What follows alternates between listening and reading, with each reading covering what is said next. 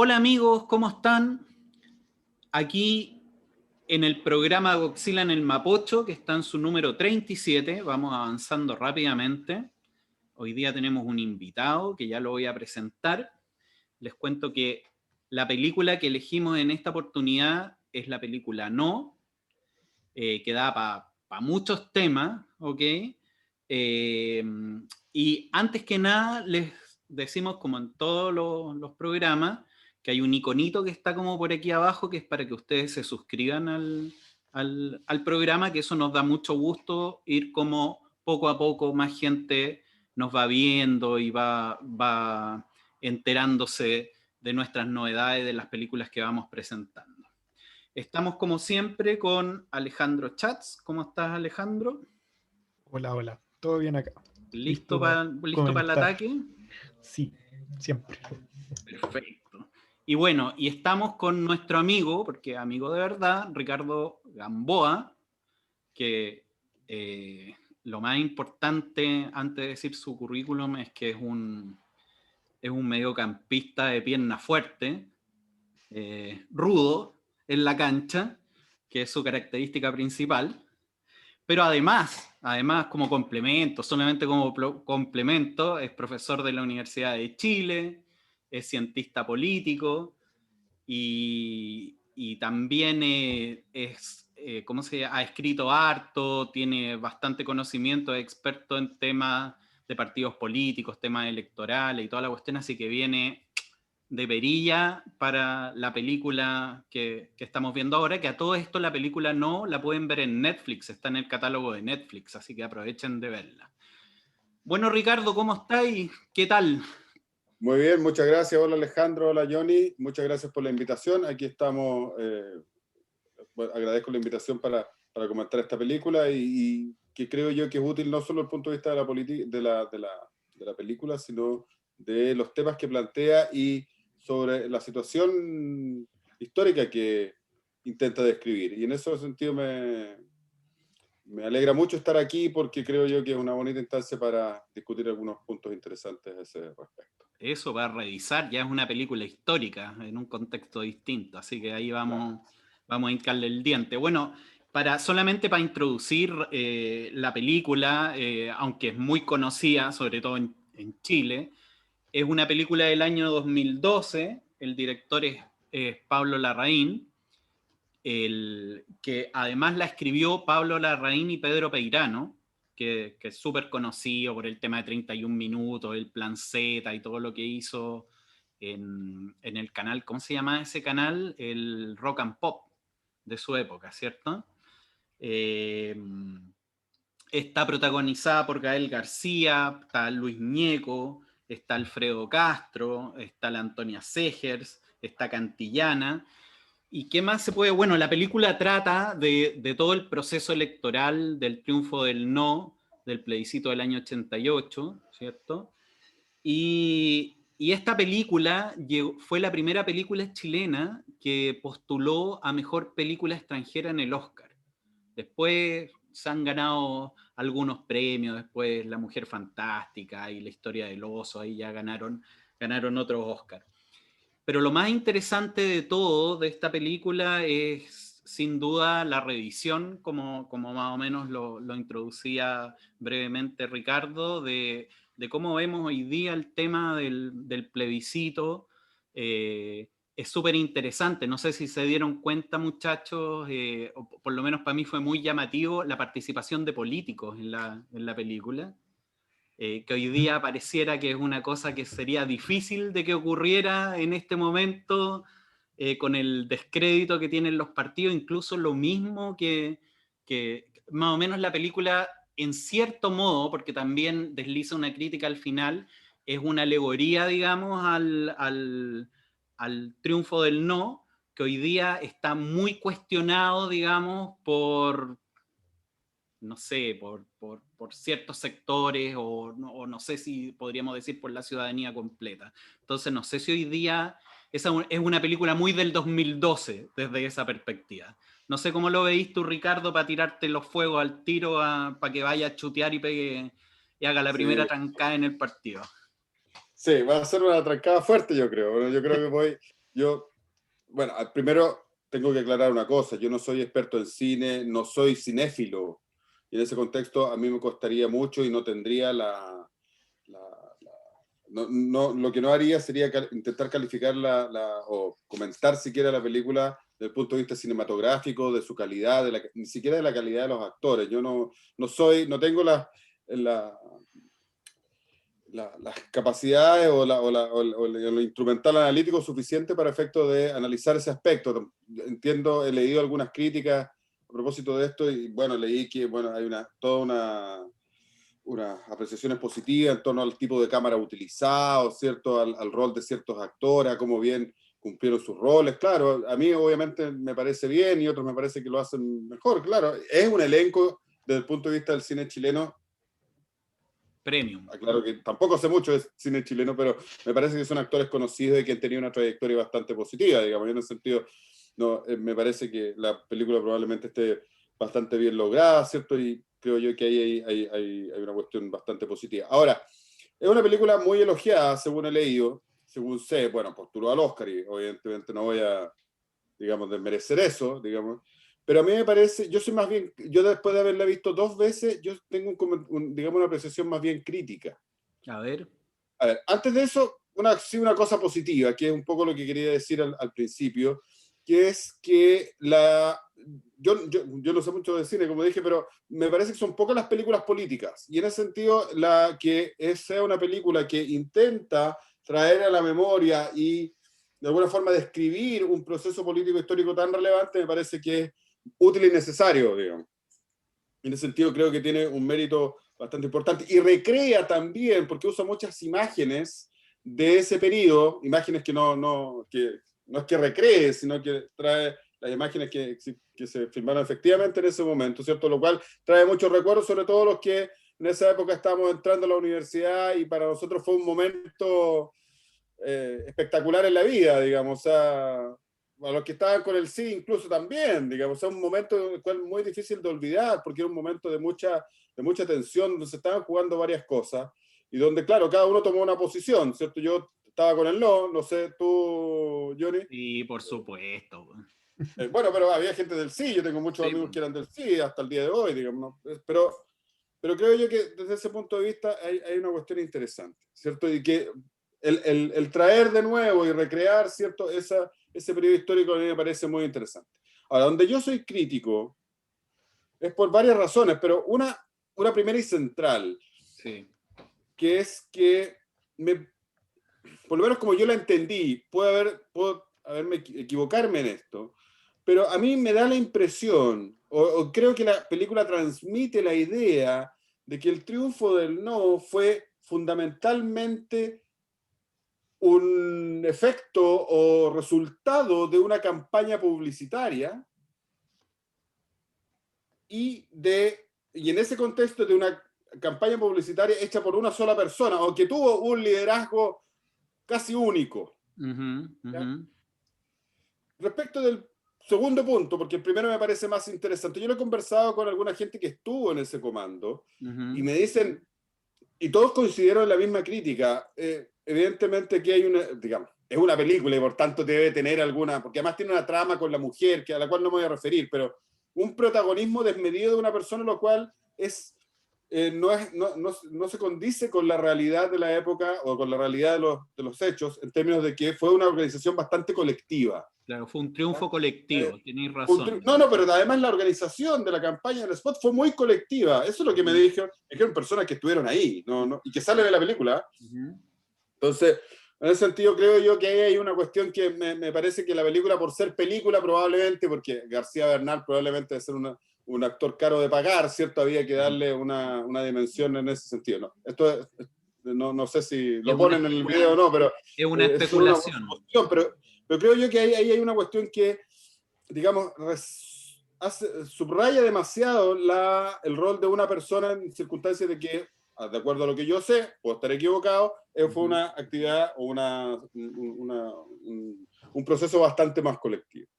Pero volviendo al primer punto, que yo creo que es el más importante, o lo que me parece más relevante, es que esto hace aparecer dos o tres cosas, pero uno general es que hace o plantea, para mí por lo menos me transmitió esa idea, puedo estar equivocado o no, de que esto fue que el triunfo del no se debe especialmente a la campaña televisiva del no, como que si antes no hubiera habido nada.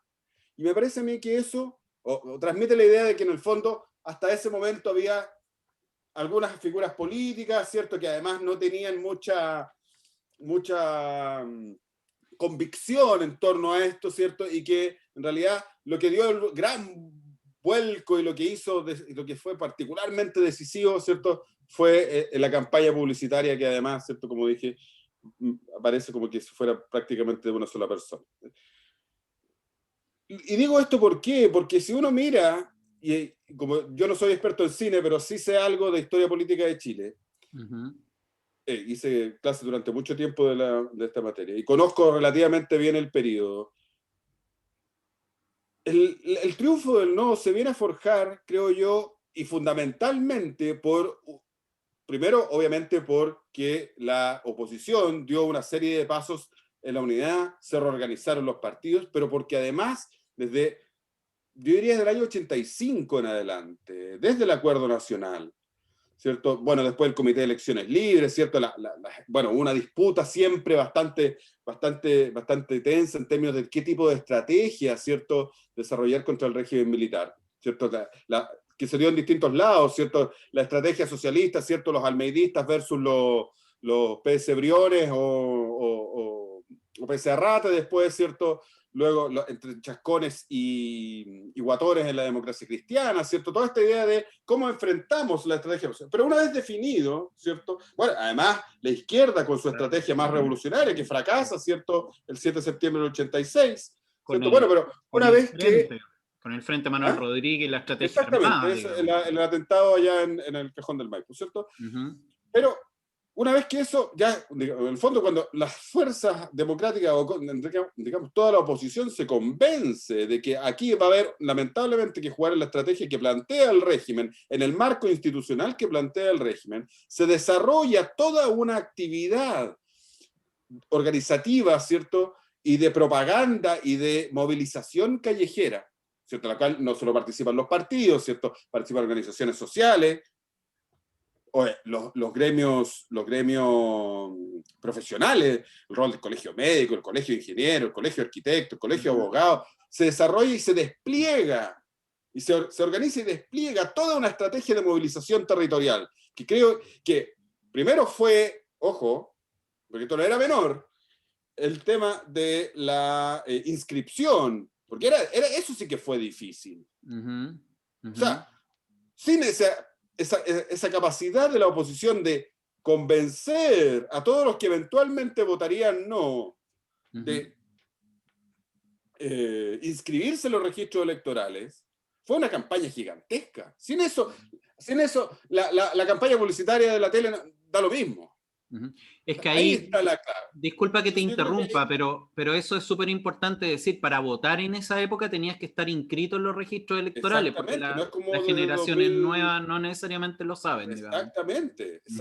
No había registros electorales, se formaron los registros electorales, ¿cierto? Porque la dictadura los eliminó y los quemó, ¿cierto? En el 73-74, ¿cierto? Y había que inscribirse. Bueno, hubo que hacer una campaña de inscripción. ¿Quiénes dirigieron esa campaña? Los partidos. Los partidos con la ayuda de los partidos que obviamente tenían una estructura más sólida que la que tienen ahora, digamos. Yo tampoco voy a discutir que los partidos se han debilitado mucho, pero en ese momento, lo que quiero decir es que el triunfo del no empieza a gestarse, bueno, obviamente desde mucho antes, pero a partir del año 86, 87 en adelante hay una campaña de movilización que es asombrosa y que es extensa y que es clave para entender este proceso, ¿cierto? Y luego de ahí, ¿cierto? Todo de cara ya al plebiscito, ¿cierto? Se formaron comandos comunales, ¿cierto? Que en el fondo marcaban la actividad de los alcaldes, etcétera. Algo de eso hay en la historia oculta del régimen militar de Ascanio Cavallo, ¿cierto? En el libro de Gerardo Regá, si no me equivoco, también hay bastante de eso. Entonces,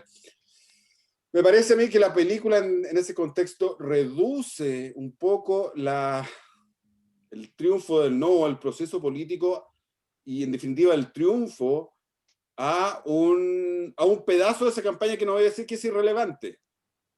Obviamente es relevante porque tiene tuvo seguramente, habría que, habría que verlo, ¿cierto? Pero habría que medirlo, digamos, uno que viene a la academia no le gusta hacer apreciaciones contrafácticas porque no son muy, no me gustan, digamos, es un poquito, digamos, audaces, digamos, pero en ese sentido, ¿cierto? El proceso del triunfo del no tiene todo un periodo anterior que es muy decisivo. Sin esa campaña de movilización territorial que creo yo que la película ignora completamente, ni siquiera la menciona, porque si lo hubiera mencionado, hubiera dicho, mira, aproveché. No, por lo menos yo no lo escuché, no sé, puedo darme, digamos, despistado un rato, pero creo que no. Entonces yo creo que ahí la película muestra un error que es... o sea, yo creo que ahí la película tiene un error bastante fundamental del punto de vista, si uno quiere aprender sobre el proceso político chileno en ese momento, creo que la película tiene un déficit muy grande. Perfecto. Entiendo que es una película. Sí. ¿Ya? Sí, no, pero yo creo... obviamente tiene una limitación en el sentido que, en el fondo... es súper interesante. Es súper interesante tu punto, porque en el fondo ponía ahí un ancla bien importante en el sentido que, claro, la película vista como si la ve alguien que no es chileno, ponte tú, o vista como, ¿cómo se llama? Como producto fílmico, claro, podría dar la impresión o tira la tesis de que en el fondo casi fue una campaña de marketing, por eso ganó el no. Claro. Entonces, porque además el tipo después sale haciendo otro marketing de Bellas y Audaces, o sea, como claro. si primero vendió el no, luego vende Bellas y Audaces y después vende Free. Claro, exactamente. Y después venderá, no sé, Volkswagen o cualquier otra cosa, o cigarros, en esa época había. Pero, y otra cosa que me parece que por eso que esta película no me gustó, porque creo que tiene otro déficit, que es histórico, que yo creo que ahí que se relaciona un poco con lo que dije antes, pero la película empieza con un mensaje que transmite permanentemente, o digamos en varios puntos de la filmación, que es la idea de que Pinochet hace esto como una forma de agradar a la presión internacional, o que la convocatoria a plebiscito es resultado de una presión internacional. Yo creo que eso es al menos inexacto. Sí, pues. Lo digo por varias razones. A mí no me interesa defender el régimen militar. Yo no alcancé a votar en el plebiscito porque era muy joven. Entiendo que tú también. Pero sí, no ya voté las elecciones del 89, sí. Muy joven, me faltaron unos meses nomás. A ti también. A mí también. A mí también. Tenía 17. Son solo unos meses. Pero no voté. Pero sí participé de esta movilización. Ya estaba en la universidad y por tanto, digamos, me fui, por así decirlo, activo en la campaña. Pero ese no es el punto. Lo que quiero decir es que, a ver, la convocatoria a plebiscito, primero uno tiene que mencionar de que estaba contemplada en el texto original de la Constitución, en uno de sus artículos transitorios. Y que en el fondo, si uno, por ejemplo, lee libros que analizan bien el régimen militar, como el libro de Carlos Uneo sobre el régimen autoritario, ¿cierto? Que se llama El régimen de Pinochet, ¿cierto? Yo entiendo, o yo creo que es un buen análisis en el sentido de decir, bueno, el régimen, digamos, el mecanismo sucesorio ya estaba establecido otros años antes como una estrategia de legitimación de Pinochet. Entonces Pinochet y sus asesores, ¿cierto?, pensaron de que la estrategia de legitimación debía tener un componente electoral. Y ese componente electoral, ¿cierto?, serían 8 años más, con probablemente muchas, con buenas posibilidades para legitimar el régimen por 8 años más, ¿cierto? Entonces, primero hay una idea original que está establecida en la Constitución. Es decir, la estrategia de legitimación del régimen estaba planteada desde antes. Aquí no hay ninguna trampa, ningún secreto. Era así. Para bien o para mal. Y en ese contexto, repito, no fui partidario del régimen militar, ¿cierto? Pero ciertamente el régimen estaba cumpliendo con una disposición que él mismo había decidido en un plebiscito fraudulento, todo lo que tú quieras, pero se estaba ateniendo a lo que estaba ocurriendo. Entonces, yo creo que en el fondo aquí lo que estaba ocurriendo es que, digamos, no es la presión internacional. Obviamente la presión internacional, los periodistas vinieron y a la hora del plebiscito, ¿cierto? Esto fue motivo de mucha, digamos, un factor más que se agrega al régimen, ¿cierto? Y a la menor posibilidad de hacer fraude, etcétera, ¿cierto? Pero que formaba parte de una estrategia de legitimación que estaba planteado de antes. El plebiscito no se hizo porque, no sé, un conjunto de embajadores, un conjunto de países, no, formaba parte de un plan originalmente planteado. Ahora, si en algún momento se planteó de que, o se discutió al interior de la Junta de si eliminar o no este mecanismo de regulación sucesoria o de confirmación de Pinochet, no lo sé. ¿Ya? No he leído nada que me diga eso. ¿Ya? Probablemente existió, sí, que así, no lo sé. Sí. Pero en ese contexto, además, disculpa que porque si no se me va a olvidar, porque además, y esto es algo que tampoco dice durante los años 80, además de varios, digamos, de la reorganización política de la oposición, etcétera, ¿cierto? Se dan una serie de cambios institucionales y decisiones institucionales súper relevantes. Y que también son relevantes para entender el plebiscito y por qué la oposición pudo ganar. Yo creo que ahí una cuestión clave, yo no sé si ustedes, los auditores, lo habrán escuchado, pero siempre es bueno recordarlo, y que se menciona poco, que es el famoso rol 33. No sé si ustedes han escuchado hablar del rol 33. Se refiere a la sentencia del Tribunal Constitucional, el vilipendiadísimo Tribunal Constitucional, pero yo soy partidario de que haya tribunal constitucional, ¿cierto? Pero obviamente podría discutir la organización, etcétera, pero yo creo que esta locura de repente pensar de que no hay tribunal constitucional o que no hay control de constitucionalidad me parece una mala idea. Las democracias más importantes del mundo lo hacen. Pero bueno, no es una cuestión contingente, pero ojo, si ustedes revisan, lo que pasa es que durante los años 80, ¿cierto? Y conforme, ¿cierto? Lo demandaba esta estrategia de legitimación institucional, ¿cierto? El régimen militar comenzó a dictar una serie de leyes, las famosas leyes políticas, ¿cierto? La ley de partidos políticos, la ley de votaciones populares y escrutinio, ¿cierto? La ley que contenía el sistema electoral, ¿cierto? Y particularmente la ley del Tribunal Calificador de Elecciones. ¿Ya? Como todas ellas son leyes orgánicas constitucionales, requieren para su entrada en vigencia el control preventivo del Tribunal Constitucional. ¿Ya? Y aquí hay un detalle que es fundamental para entender este proceso. Cuando esto fue el año 85, si mal no recuerdo, el gobierno militar hace una ley donde establece la estructura electoral, ¿cierto? El Tribunal Calificador de Elecciones, etc. Y sigue una norma transitoria de la Constitución que establecía de que el Tribunal Calificador de Elecciones debía empezar a funcionar con ocasión de la primera elección general de diputados y senadores. ¡No! Con el plebiscito del año 80. Ojo, había una disposición expresa en la Constitución, transitoria, tan transitoria como es la norma del 10%, ¿ya?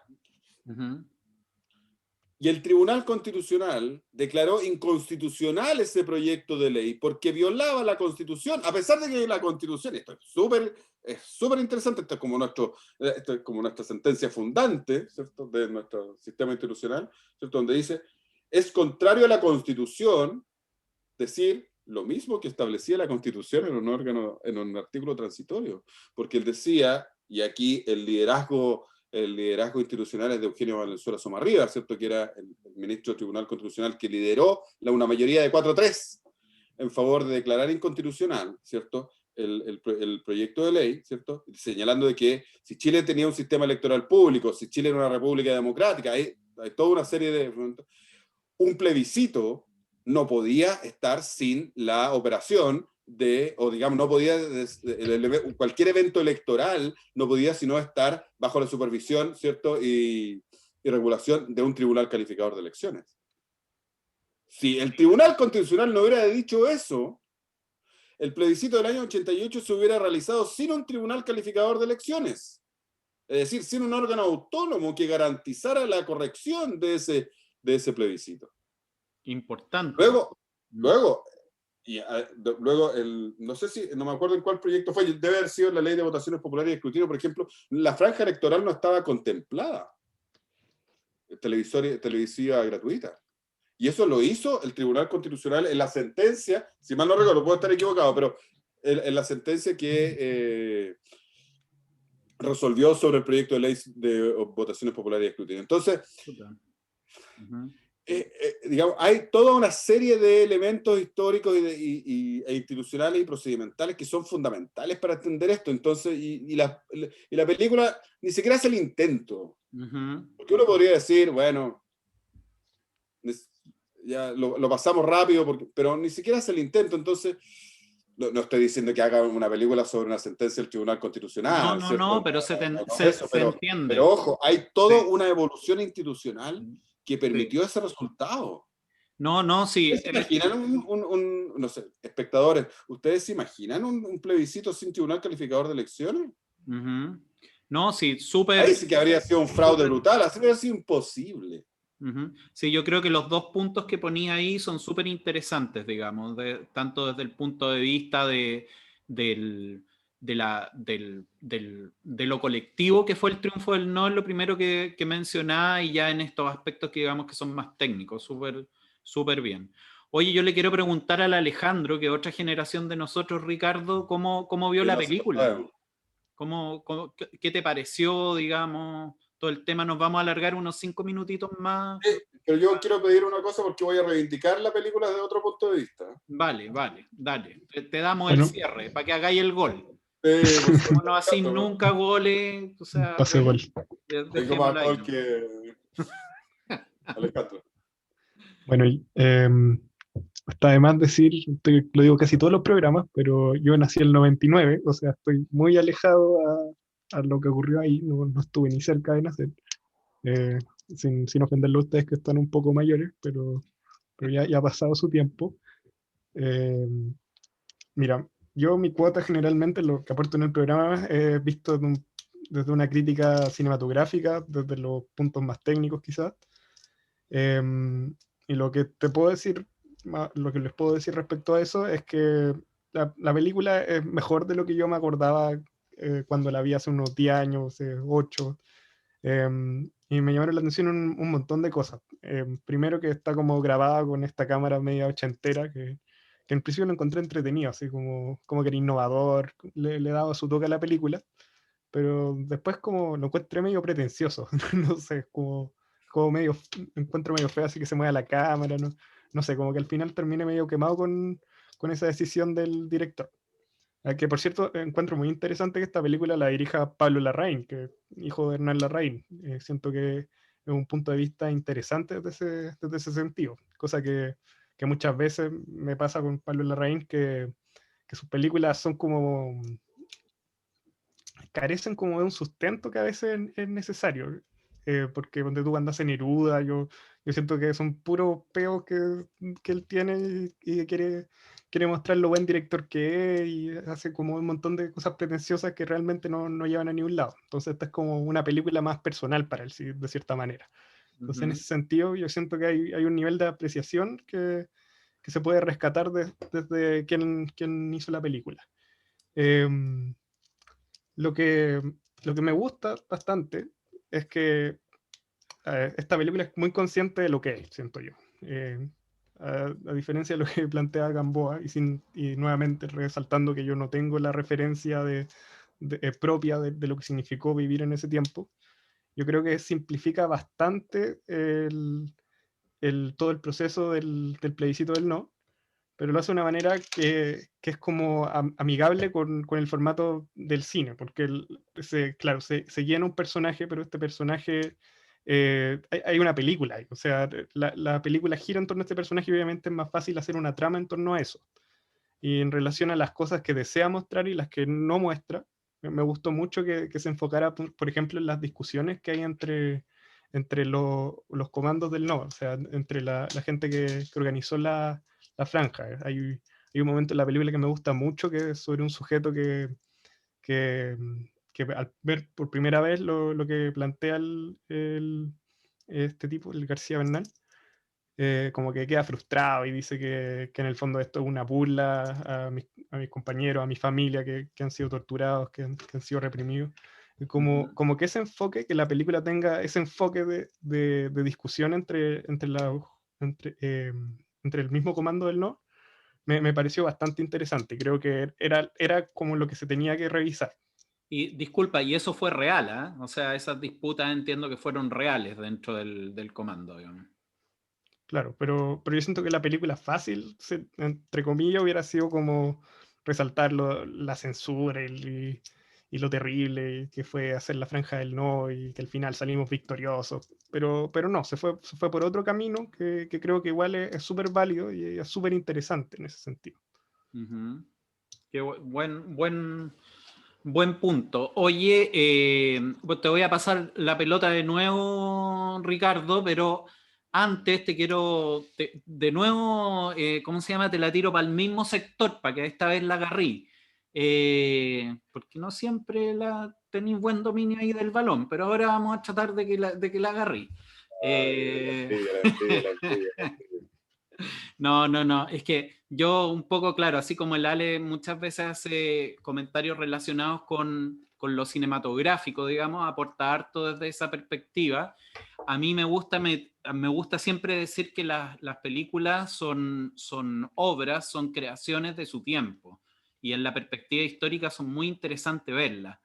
Entonces, como decía al principio, me parece que esta es una película que hoy día no la harían, que hoy día no sería popular. Primero por la gesta del no, que está desprestigiada, sobre todo por las generaciones universitarias actuales principalmente, pero podríamos decir con las generaciones más jóvenes en general. También, si se dan cuenta, ahí participan los actores en dos cámaras. Aparece Florcita Motúa y aparecen otros actores que participaron de la franja, que aparecen viejos, o sea, en el contexto de ese año, del año 2012, y también los mostraban jóvenes. Hace un juego de cámara cuando era realmente el tema, cuando se filmó realmente la franja, y no sé si esos actores nuevamente estarían dispuestos a hacer un elogio, digamos, del proceso del 88, que hoy día ¿Estás se mira seguro? con la nariz apretada, como la transaca, la gran cocina que vivió Chile. ¿Estás seguro Entonces, que... yo sé, ya disculpa, Alex, dígame. No, no, ¿estás seguro que ya no invitarían a Florcita Motúa? A Florcita Motúa, Te lo doy por absolutamente seguro. no, digamos. Y incluso actúa Eugenio Tironi, ni siquiera es un personaje que lo muestran, actúa Eugenio Tironi propiamente tal, y creo que hay otros personajes más que participan. ¿Cómo? José Manuel Salcedo también está. Salcedo también está, exactamente. De la Parra. Marco Antonio, exactamente. Entonces, yo sé que queréis tocar ahí un tema y en el fondo, para que hagáis el cierre general del programa, te quiero hacer esa pregunta. ¿Tú crees que esta película hubiese sido posible generarla hoy día con esas características que te mencioné? Y dale con el punto también con el que tú querías cerrar, digamos. Te dejamos... Sí. Y también voy a aprovechar el espacio, aunque me demoro un poquito más, de hacer un comentario sobre lo que dijo Alejandro. A ver, es difícil saber lo que no ha ocurrido, digamos, si se puede o no ocurrir algo, digamos, es difícil determinar si se puede. Ahora, probablemente sería una película menos popular. De hacerla, al final, si los actores quieren, yo creo que no sería popular, probablemente, o porque se le acusaría, porque estamos en la época de la cancelación, en la época, ¿cierto?, de Twitter, ¿cierto?, donde se piensa que lo que es Twitter es la realidad nacional, ¿cierto? Ahí hay una cuestión que es bien compleja, digamos. Claro, le podría llegar una capotera pública y que no le vaya a gustar al director y probablemente haya menos ánimo para hacerlo, o sea, probablemente sea menos negocio también. Ojo, eso hay que pensarlo siempre. Entonces, probablemente no, y probablemente no sería popular. Ahora, yo lo reivindico porque creo que, sin perjuicio que sea esto, o una película del régimen militar, o una película del gobierno de Allende, creo que si vamos a acercar un poco la historia y la película es una alternativa con muchas limitaciones, ahí discrepo un poco con Alejandro en términos de que, claro, yo creo que el problema probablemente sea de que el cine tiene que ser demasiado, por así decirlo, fluido y simple para describir procesos que tienen una complejidad mayor. La política es más compleja que eso y por tanto ahí hay un obstáculo quizás insalvable. ¿Ya? Entonces, yo creo que más bien sería más, no imposible de hacer, porque no es imposible de hacer, sino que probablemente sería menos popular o digamos más crítica y que, no sé, habría todo un conjunto de personas que dirían que esto fue un engaño, bueno, no sé. Eso por un lado. Ahora, segundo, segundo punto, antes de tocar el último, que es el que más me interesa, es algo que dijo Alejandro. Y yo no lo mencioné, pero lo tenía porque lo pregunté también, hablé con una persona que participó en esto. A propósito, ¿cierto?, de esta supuesta... La película plantea que con la llegada de García Bernal se da una disputa fuerte y profunda entre los partidos o parte de los partidos, porque además, Ñeco, ¿quién es? Ñeco es Genaro Arriagada. Claro, claro. Entonces, y miembro de un partido, no estaba ahí porque era miembro, porque era un ciudadano noble y puro y casto, no es así, digamos, en la política no es así. Entonces, plantea eso, que se da esa disputa en torno a cuál va a ser el carácter de una disputa profunda. Yo lo consulté con una persona que estuvo ahí y me dijo, esa disputa efectivamente existió, pero no tuvo una extensión más allá de, no sé, una semana. Lo que me quiso decir es que rápidamente se generó un consenso en torno a generar un tipo de campaña. Sí, hubo críticas. Y que además se compensaron con la inclusión en la campaña de ciertos elementos de esa crítica. Bueno, eso lo muestra la película. Eso lo muestra la película. Entonces, como que la película te dice una cosa, pero después, en el ejemplo, es más transaccional. O que da una idea de una película más transaccional en el sentido, de una campaña más transaccional. Perdón. ¿Ya? Ahora, según me contaron, ese no fue, como dicen los ciúticos, un issue muy importante dentro de la campaña, sino que se resolvió rápidamente en favor del tipo de campaña que se desarrolló. Y este es el último punto que quiero tocar para no quitarles más tiempo. Es el tema de algo que sí reivindica la película y que yo creo que estuvo muy presente en la campaña, que es la apelación a las emociones como mecanismo de favorecer la participación política. Y, en este caso, de favorecer la participación política en un sentido determinado. Esto es interesante porque, yo soy cientista político, tú lo has dicho, dentro de la investigación académica sobre determinantes de participación política, en los últimos años, diría unos 15 años en adelante, en Chile se ha hecho poco, pero hay toda una línea de investigación acerca de cómo las campañas o los políticos utilizan la apelación a las emociones, fundamentalmente el optimismo, el miedo y la rabia, como mecanismos para favorecer o desincentivar la participación política. Y creo que en ese sentido la campaña no tiene un fuerte componente emocional, lo cual es cierto. Obviamente está la cuestión territorial que dije, pero tiene un componente emocional, optimismo, mucho optimismo. En cambio, la campaña del sin miedo es bien interesante en ese sentido. Sí, completamente. Y creo que eso lo reivindica bien la película y que bueno, y eso lo conecto, ¿cierto?, como dije, con la investigación académica de la apelación a las emociones como determinante de participación. Y yo creo que probablemente el plebiscito no sea un buen ejemplo, digamos, es difícil analizarlo, porque ya pasó hace mucho tiempo, habría que hacer, no sé, encuestas de gente que votaron y los que no votaron muy poco, no votaron muy pocos, entonces en medio, la varianza es poca, digamos, pero creo yo que ahí hay un elemento que es bien interesante y que lo hacen también las otras campañas, más o menos, digamos, pero la apelación a la emoción como eje central de la campaña del no, creo que está bien reivindicada en la película. Sí, de todas maneras. ¿Cuál fue el porcentaje? ¿Fue 55 a 45? ¿Fue cuál? 43-01 y 55-42, creo, algo así. O Ya, 54-60 y 43-01. Sigue siendo mirado desde la perspectiva de hoy día impresionante, digamos, el porcentaje de aprobación que igual tuvo el sí. O sea, sí, claro, por supuesto. Y en ese sentido es una tesis, habría que medir, y también es una cuestión muy interesante justamente lo que tú planteas, Ricardo, de que a lo mejor ese giro hacia el optimismo ayudó a aumentar el porcentaje del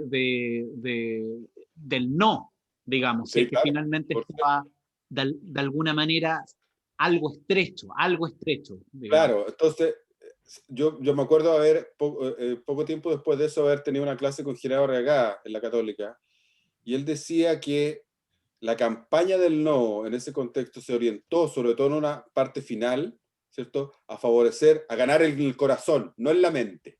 Había que ganar el corazón, y el corazón se ganaba con un mensaje no racional, sino con alegría ya viene, con vienen tiempos, bueno, tiempos mejores, a propósito, no sé si ustedes votaron por Piñera o no, pero tiempos mejores es también una apelación optimista. Claro, claro, por supuesto. ¿Cómo se llamaba la de Piñera el 2010? Ay, sí. ¿Cómo era? El Chile cambia o... ¿Cómo se llama? También es una apelación de futuro, es una Sí, apelación sí. optimista. Ujú, ujú. Ojo, es que está Claro, bien presente y se reivindica poco. Yo creo que lo que hace la película es reivindicar eso y me parece que en ese sentido lo logra bien. Ahora, sí, tengo mi discrepancia con Alejandro y yo creo que simplifica demasiado un proceso que tiene una complejidad mayor, ¿no? exactamente. Obviamente es una película y también entiendo eso. Ujú. Oye, para terminar, nosotros siempre acá, aunque te declaraste no especialmente cinéfilo, le ponemos nota a la película, de 1 a 10. Entonces, ¿qué nota le pondría ahí, Ricardo? De 1 a 10. Sí, 6,5. mira. ¿Y tú, Ale?